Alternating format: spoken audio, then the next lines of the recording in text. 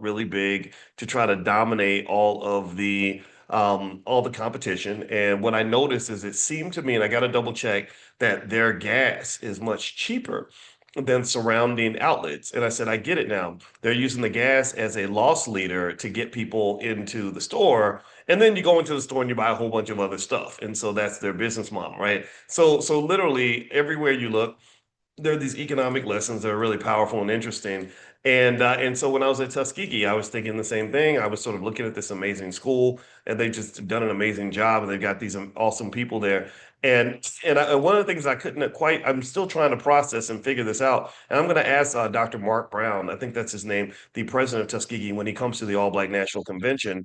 I really wasn't really sure how you could have this sort of really, this institution with all these brilliant young black people in this institution, but then have a town that just really looks like it's from the 1940s. Tuskegee is I know Tuskegee pretty well because my wife was born there. She was born in the hospital there, and her father was on the faculty of Tuskegee University for 30 years. And so there's like this rich history. And also I've always had a connection with W.E.B. Du Bois and stuff like that. I'm sorry, Booker T. W.E.B. Du Bois, that was the other guy, right? And anyway, even though he was very smart, but they didn't like each other. And so I just really, I think about little things like that because one of the things that I really think that we should understand when it comes to what it means to be black and what it means to be black and economically powerful is just what is happening in terms of the development of black economic infrastructure, right? That's really what we need. We don't really need more black people with jobs. We tried that. We tried that. We tried that. A lot of y'all got jobs. We've been getting jobs since slavery. The only difference, was after slavery, they started paying you for your job, not paying you much, but you still had to go to work every day. So in a way, it's like slavery. People think that in order to be a slave, you got to work for free. That's not true. You ain't got to work for free to be a slave. They can pay you, and you can still be a slave. Slavery is a lack of choice. It's a lack of freedom, and it's not a dichotomous thing. It's not an on-off switch. It's a continuum.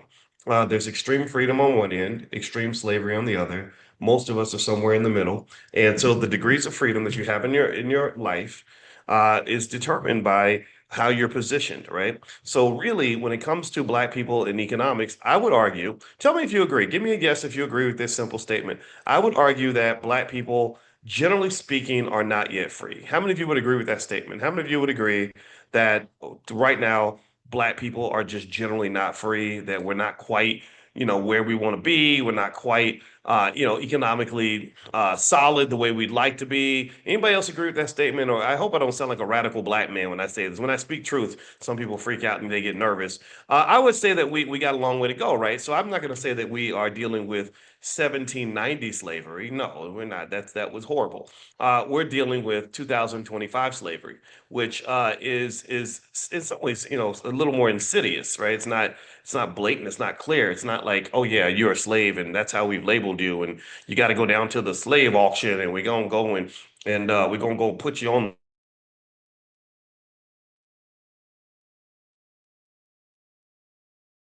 tattooed on his face or something. Anyway, I'm very jealous of Prince. My wife is in love with him, and if I see him, I'm going to beat him up.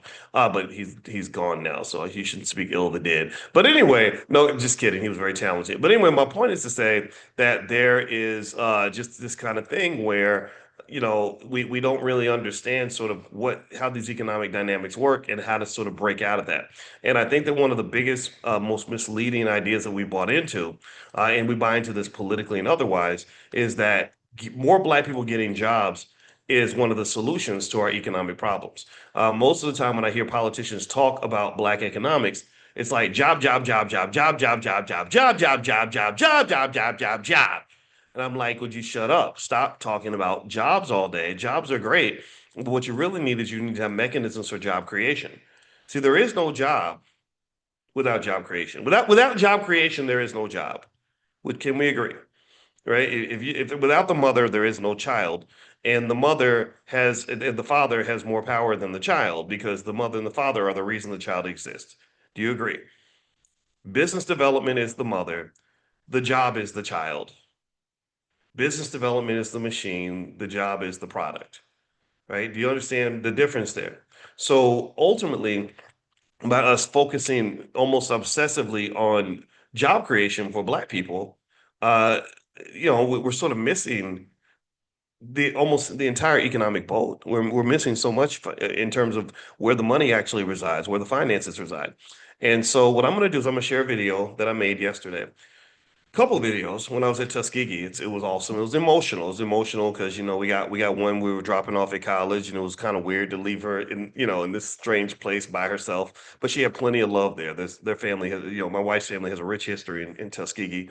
Then the second part of it was Alabama. I didn't realize until I got down here, and I actually bumped it. I met with my sister and my uncle on my father's side, my biological father. I told you about my biological father. Didn't know him very well. And that was when they reminded me of the story, or they confirmed a story that I had found through research that I had a great grandfather that got lynched, and it turned out he got lynched in Alabama. So I said, here I am back in Alabama, where my great grandfather, I think it's either great or great great, because my grandfather, his name, they called him Big John because he was a big, strong man, and he was born in 1905, which is just crazy, right? And anyway, it was either his father or grandfather. I think it was his grandfather that got lynched in Alabama. And then the third reason it was emotional is because I just love that. I love Tuskegee. It's like sacred ground to me. And so here's what I shared. I put it on my Instagram. My Instagram is Dr. Boyce Finance. And so if you go to Instagram and look up Dr. Boyce Finance, you can follow me there. I try my best to share messages and lessons that can be beneficial to you. So just feel free to follow me on Instagram at Dr. Boyce Finance. And if you put the word stock anywhere on the page, you can get access to some of my favorite stocks, things like that. So feel free to go there and type the word stock or money or something, and I can send you things. All right, so here is the video. Give me a yes in the chat if you can hear this, and I'm going to play this for you guys. And I'm going to break some of this down. And I have two Tuskegee videos, and they're very short. So here we go. And there are economic lessons entailed in both. So let's start with the first one. Let me know if you can hear it, okay? Here it goes. I'm in Alabama at Tuskegee University. And it's interesting because I just found out some interesting family history that I have in the state of Alabama. My great great grandfather was actually lynched here in Alabama.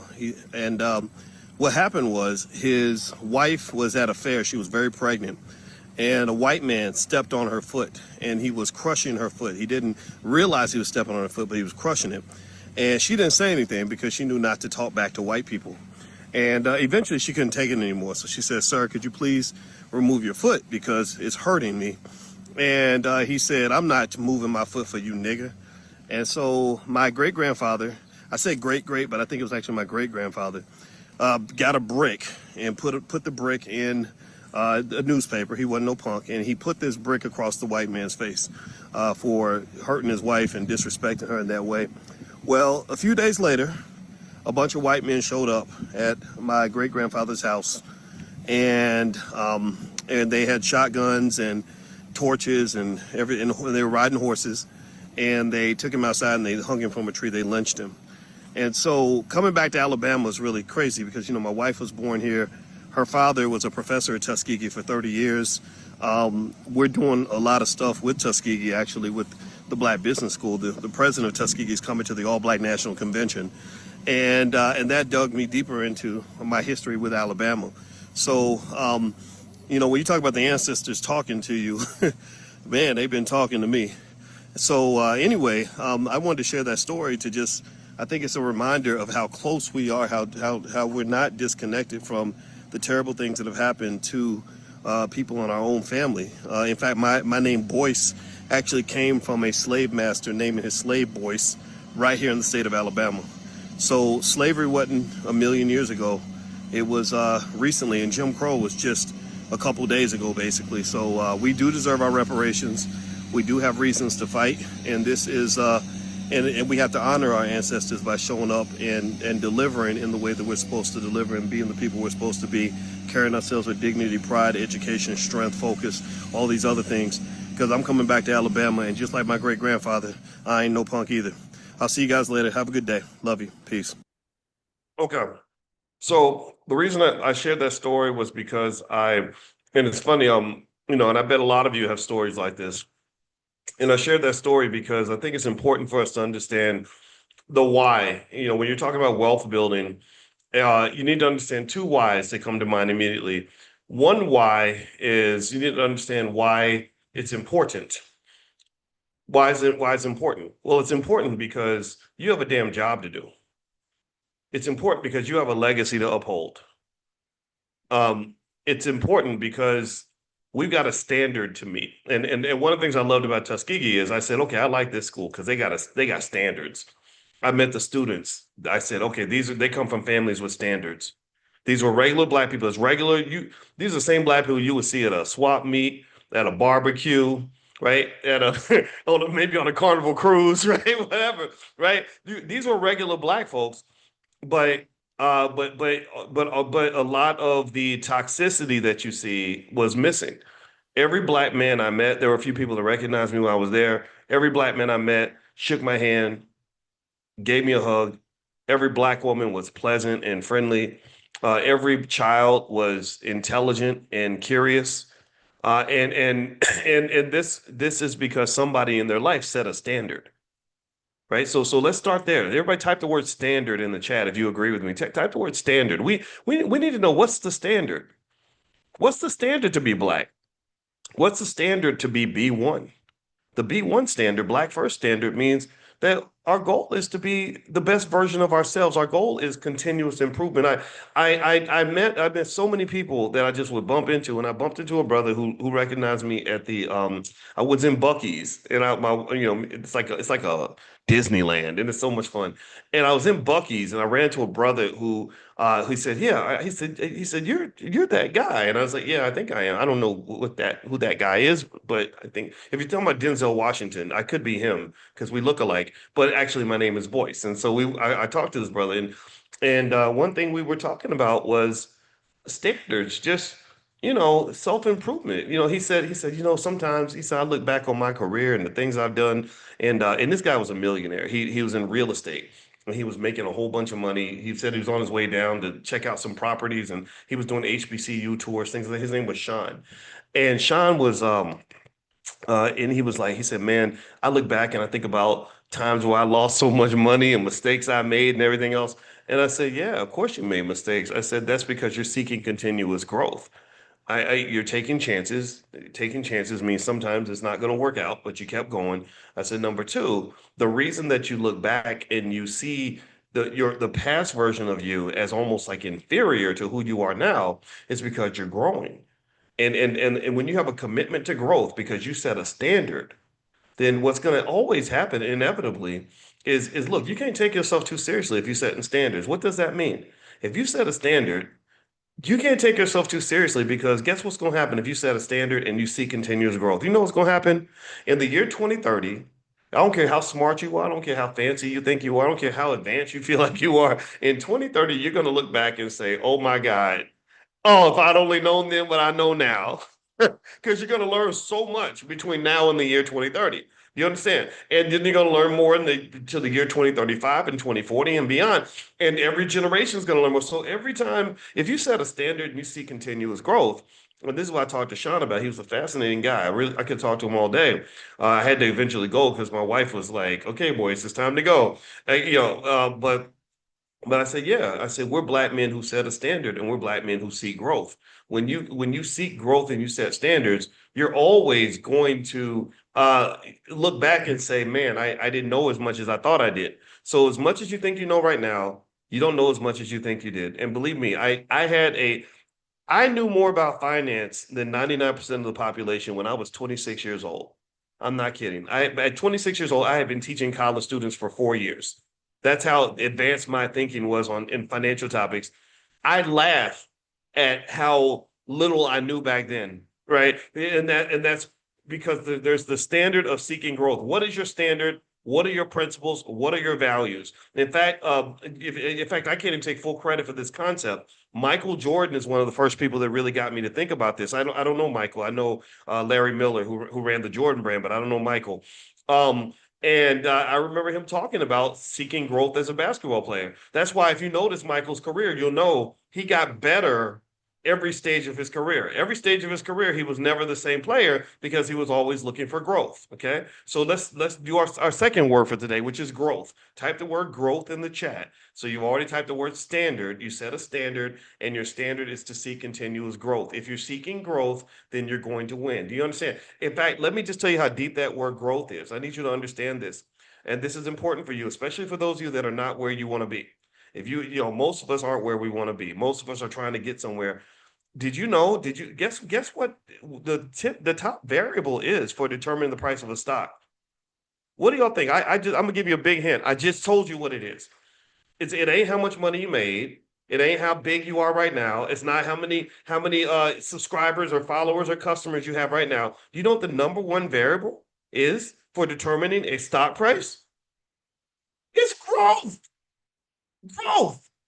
And when a stock price crashes, when y'all see the market, when you own the stock and it suddenly goes down, you know what's typically happened?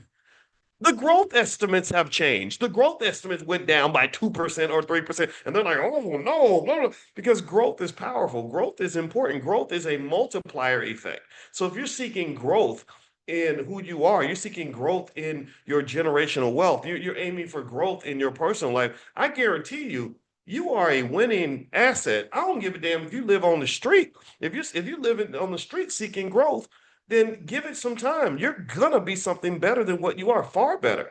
If you broke and you're seeking growth, oh, you're gonna win.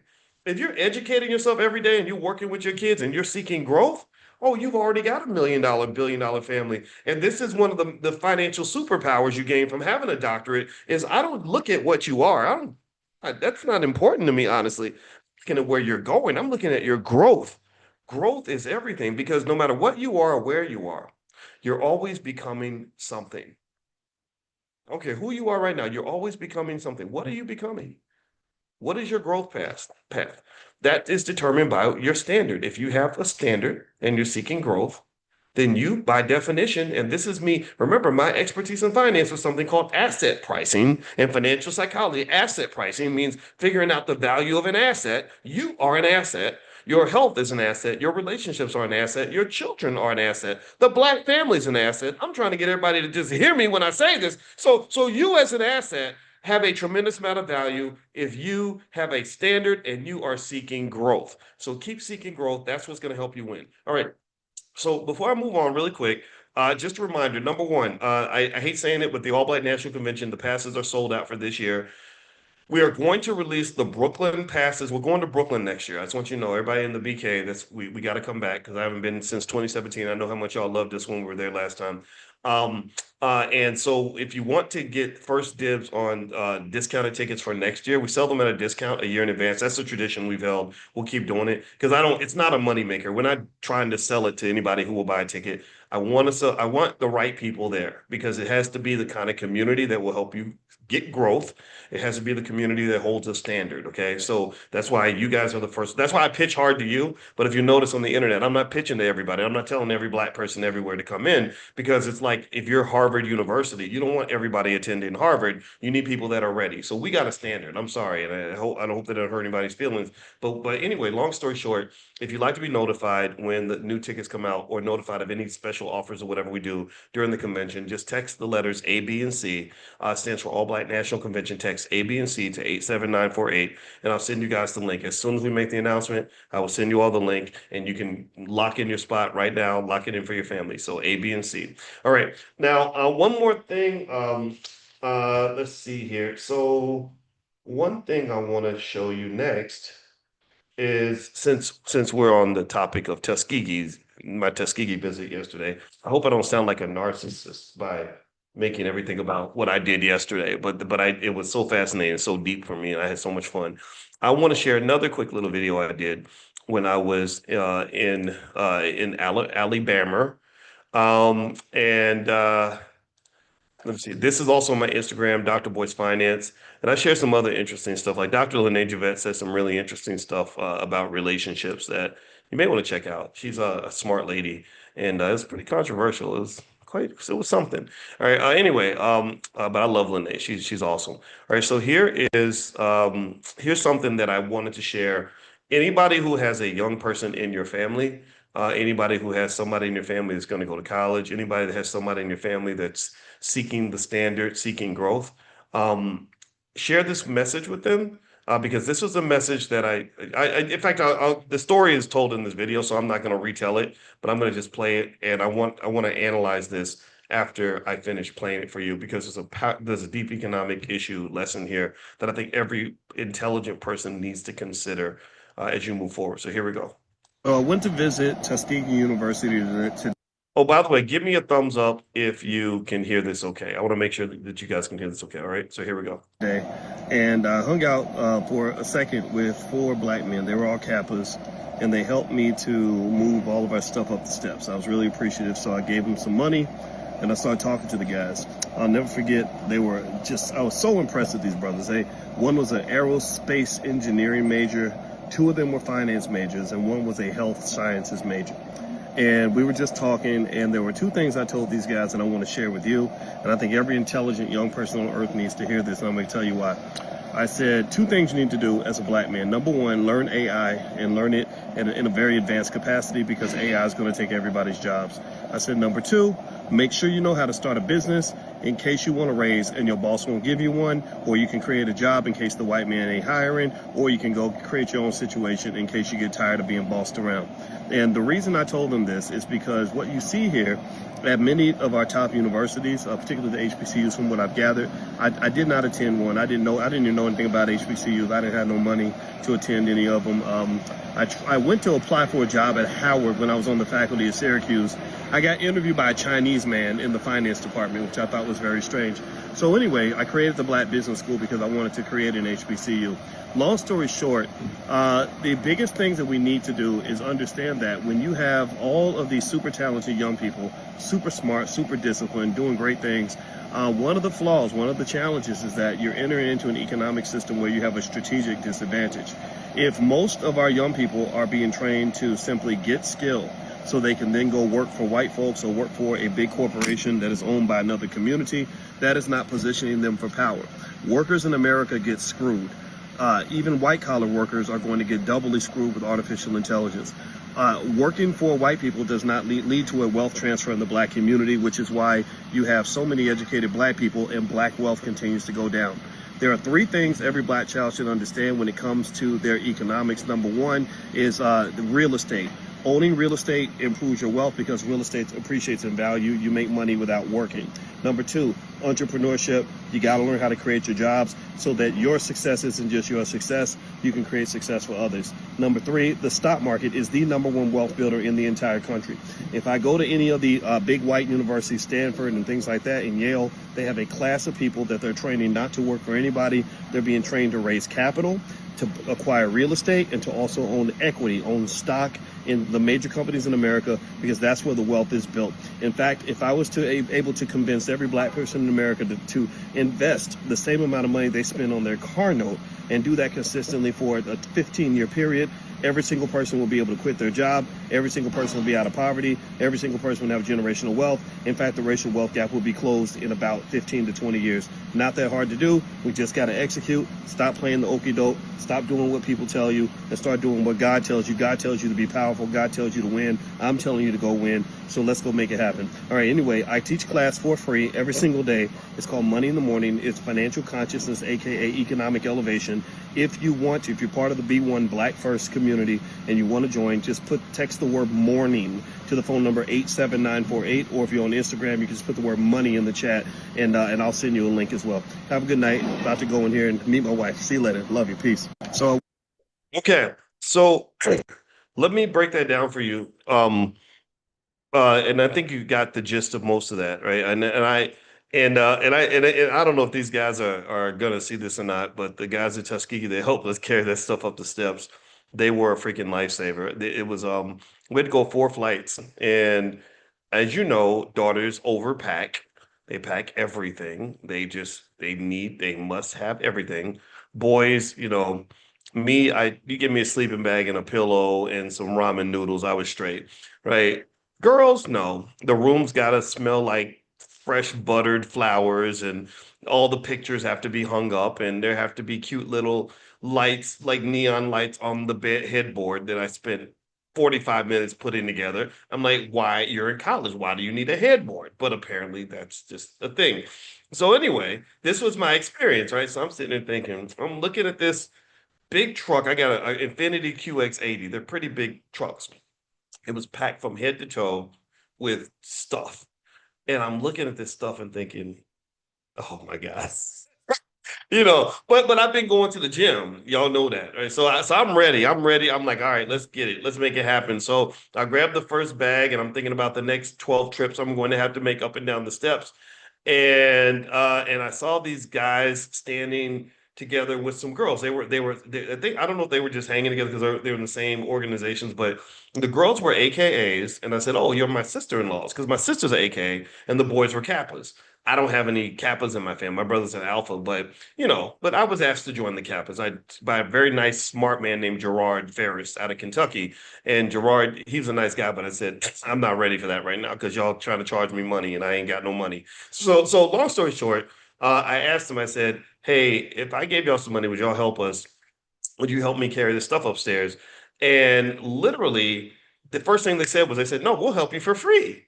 I was like, look at that. Ain't that's just some black love. I'm about to cry. Black excellence. My back is like just so, my back is smiling right now because see, we dog out our young people, but we don't understand. We got some of the greatest young people ever.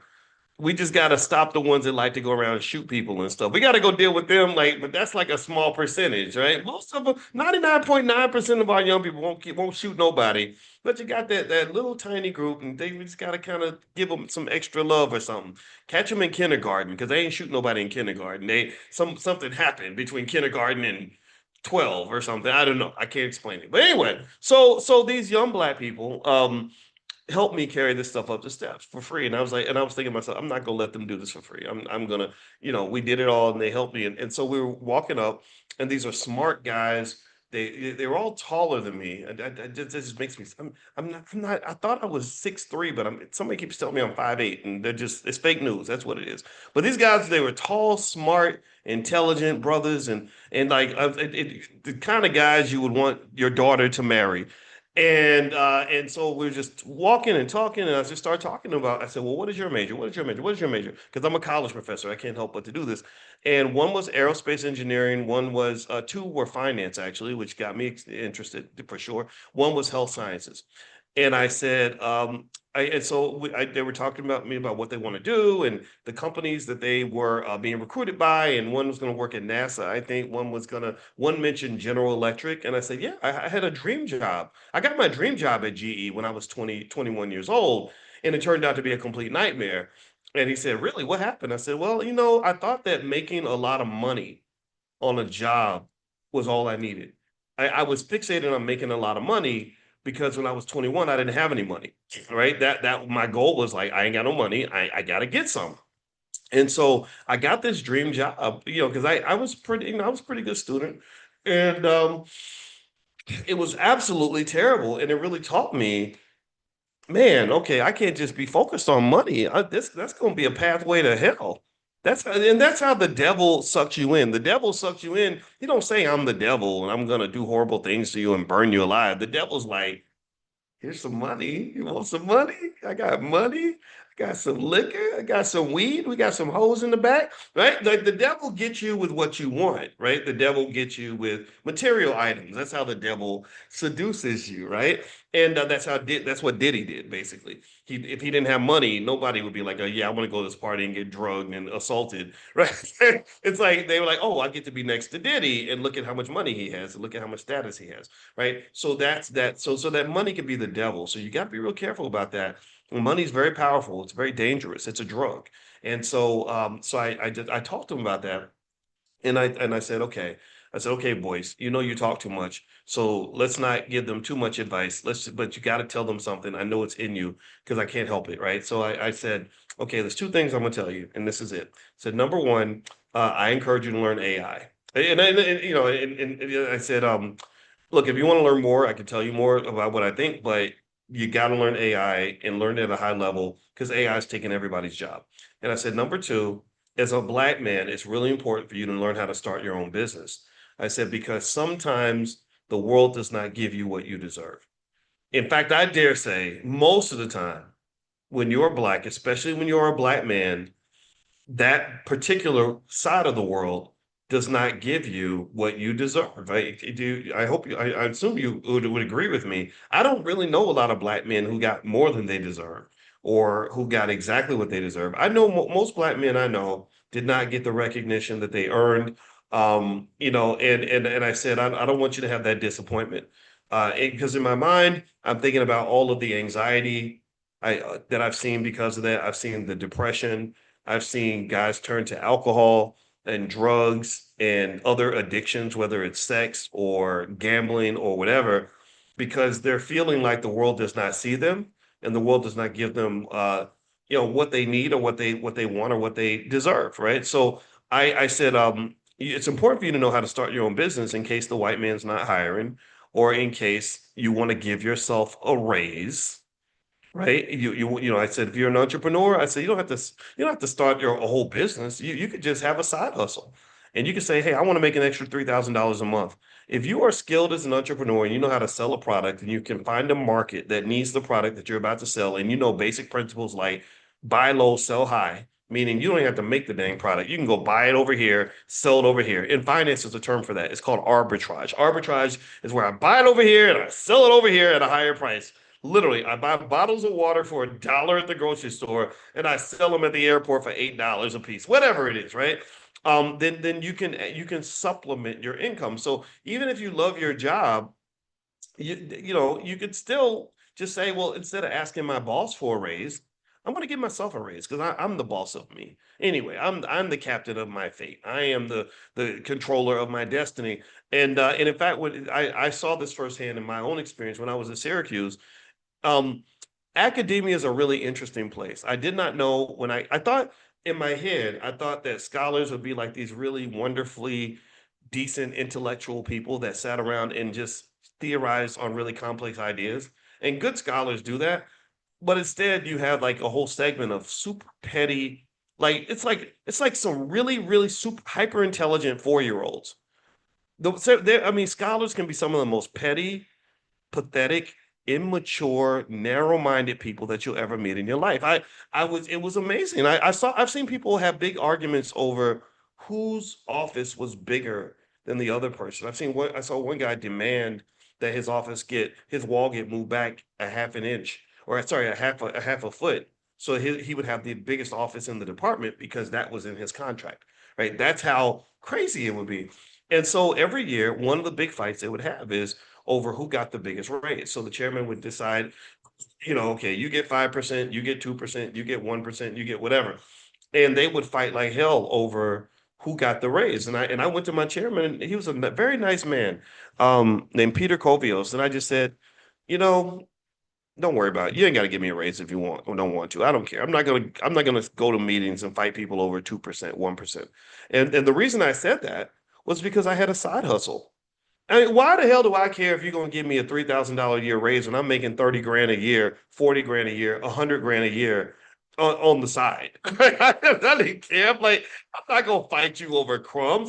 And this is powerful because what skill sets give you. This is why it's important to have a standard and see growth up here. Is because when you are expansive in your thinking and you know what's really out there, you know the opportunities that exist for you, then you're not really going to fight people over crumbs. You're going to go from a scarcity mentality to an abundance mentality. And the scarcity mentality, that's what caused the Europeans to come over to Africa and assume that in order for me to get your resources, I got to kill everybody and make you into a slave. That scarcity mentality came from hundreds of years of scarcity, people killing each other for stupid reasons and just really ghetto behavior in Europe. Africa had an abundance mentality. So when you go from a scarcity mentality to an abundance mentality, you're not jealous of your brother just because he's doing well or making more money than you. If you have an abundance mentality, you don't feel somehow that you gotta fight people over nothing. I'm not gonna go shoot you over $50. I'm not even gonna shoot you over $5,000. I'll never shoot you. But you see you see this happening sometimes in our communities. Am I lying? You'll see somebody get shot over $100 in a dice game. That's a scarcity mentality. So basically, what I told the guys is I said, look, if you want to make as much money as you need to make, just if you have a side hustle, not only are you more secure financially, but you also have the ability to add to your income.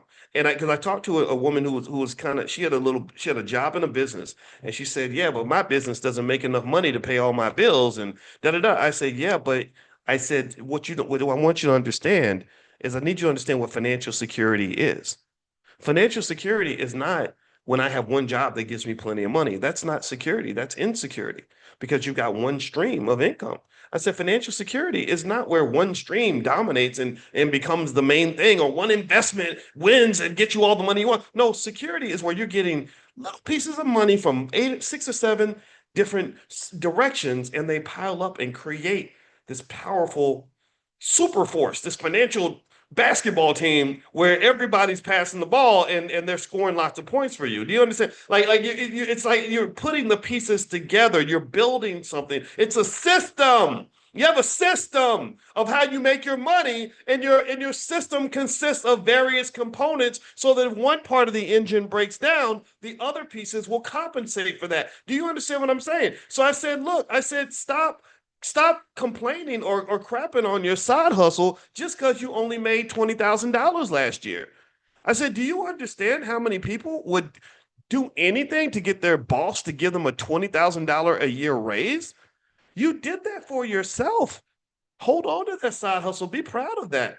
A side hustle ain't got to, entrepreneurship does not have to lead to a whole business. It just has to lead to an expansion of your opportunity set so that you have that important word. What's the word in my head that I'm about to say? Somebody who knows me, tell me what word do you think I'm about to throw out there? It's one of the most important words that you need to know when it comes to your economics. It's one of the biggest words. It's the cousin of freedom. That's the hint. Okay, there we go. Karen knows. Armando, there we go. Stephen, I see you. Options, options, options, options, options, options.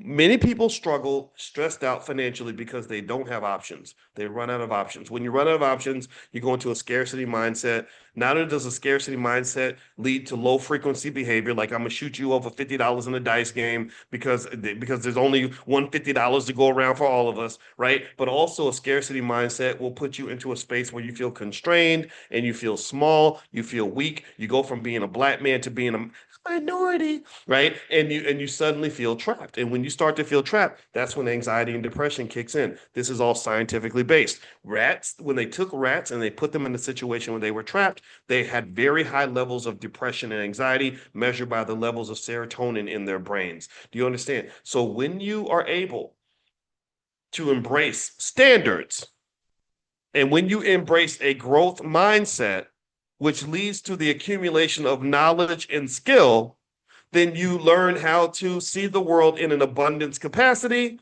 You therefore are able to see options for yourself. Options breed opportunities, and then you're out here winning, and nobody can tell.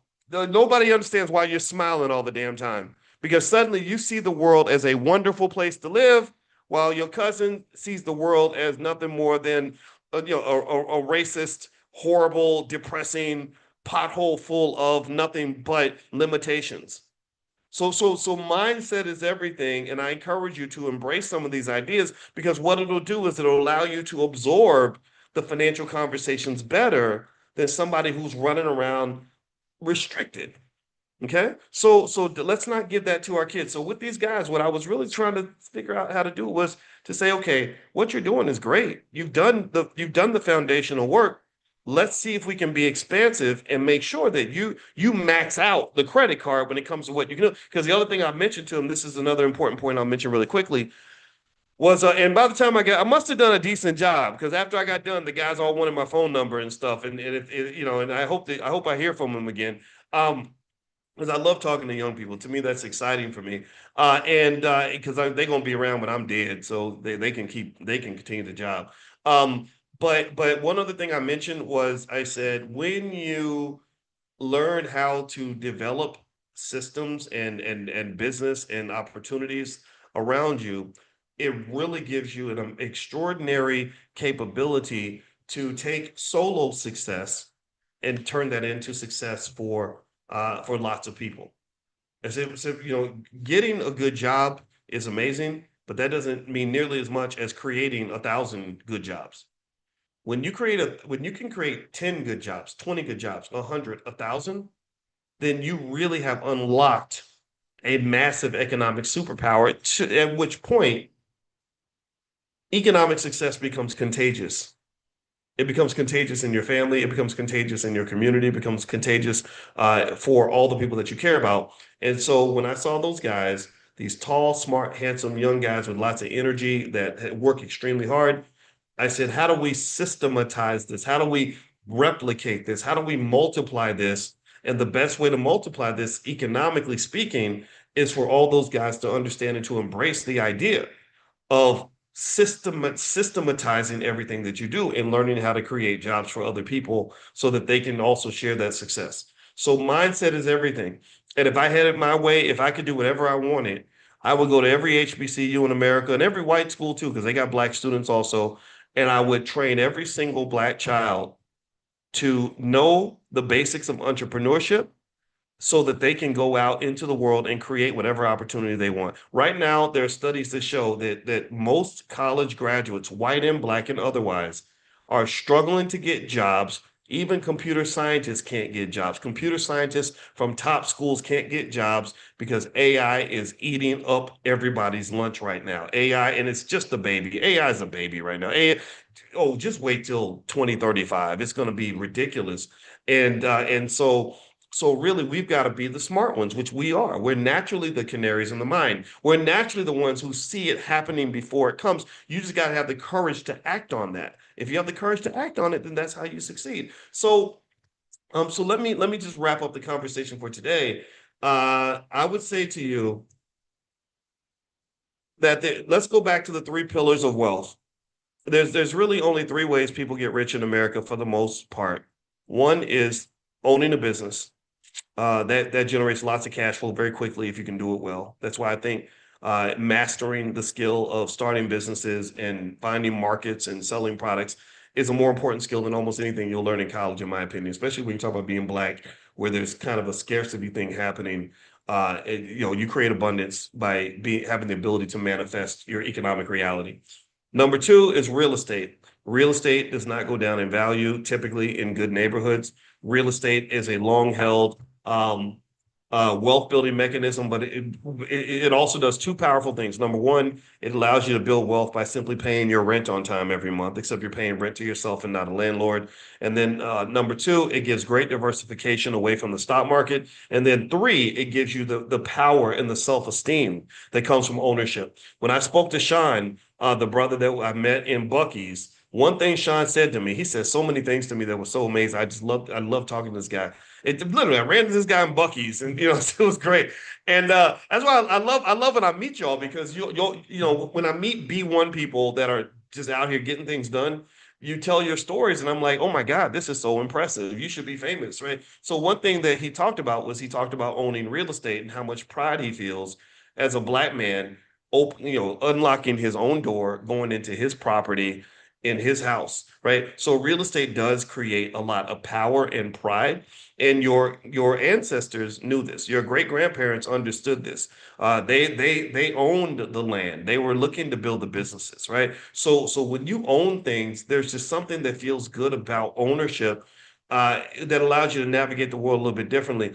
The third area that people make money is the stock market. We've talked about that extensively, so I won't keep reiterating that. I will say this: if you have you did anybody else look at the stock market this week? Did anybody see what hey you I know I'm sitting in a room full of people that have made you probably all of you collectively, now that I think about it, since about maybe 5 to 10,000 people a day kind of watch the class at different times of the day. I'm gonna bet that in this room, there's probably at least an extra $5 million of free money that was made in the last 24 hours because the market has like absolutely exploded due to the inflation numbers and things like that. And so the stock market, I keep telling you, that's the place to be. If you are not sure how to do things in the market, we do have a stock market investing class that's really popular. You can try it out for a month for free. Bring your whole family. It's drboycestockmarket.com. That's drboycestockmarket.com. Feel free to go take a look. And also, we have our Black Wealth Mastery store. You can get financial flashcards for your kids. You can teach the stock market to your kids. We have flashcards for that, things like that. Just go to drboycebooks.com. Go to drboycebooks.com. You can find my book, The 10 Commandments of Black Economic Power. You can find our flashcards for kids, workbooks we have for kids, just a whole curriculum. So we don't need other people to educate ourselves or educate us. We can do it ourselves. We got this. All right. So anyway, I'm going to let you guys go. I will tune back in later because there are, like so the stock market is really doing some interesting stuff today. So I'll pop back in and make sure you're on the text list for this class. And because you may hear from me throughout the day, and hopefully every time I reach out to you, it will add value. If you ever get tired of me reaching out to you, just don't answer, don't click on anything for a while, and eventually it will take you off the list. So I don't want to bother anybody that don't want to be bothered. But for those of you that are hungry to learn, that are looking to grow, that want to understand how economics works, I got you. I got you. I got you. Let's go get it. We own this. We can do this. We are the best. We cannot be stopped. Be one for life. We are the winners. We are the kings. Investing is the new black. Investing is the new black. Investing is the new black. God bless you. Have a great day, everybody. And I'll see you all soon. Take care now. Bye bye.